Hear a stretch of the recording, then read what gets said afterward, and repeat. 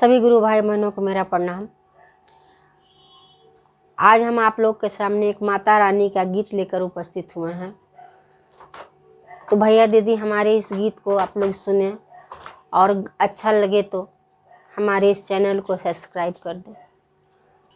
कुछ मांगे लायली मैया रौर दरबारो, कुछ मांगे लायली मैया रौर दरबारो, कुछ मांगे लायली मैया रौर दरबार। पति जी के मांगी मैया, पति जी के मांगी मैया, रोजी रोजगारो किया पनाला मांगी मैया।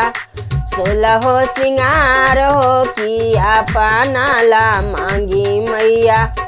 16 सिंगार हो कुछ मांगे लायली मैया रौर दरबार हो, कुछ मांगे लायली मैया रौर दरबार।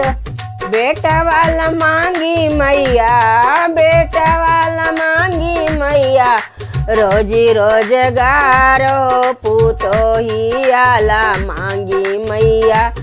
16 सिंगार पूतो ही आला मांगी मैया। 16 सिंगार कुछ मांगे लायली मैया रौर दरबार, कुछ मांगे लायली मैया।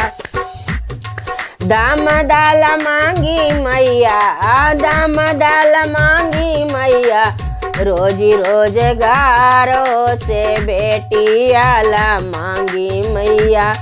16 सिंगार से बेटी आला मांगी मैया।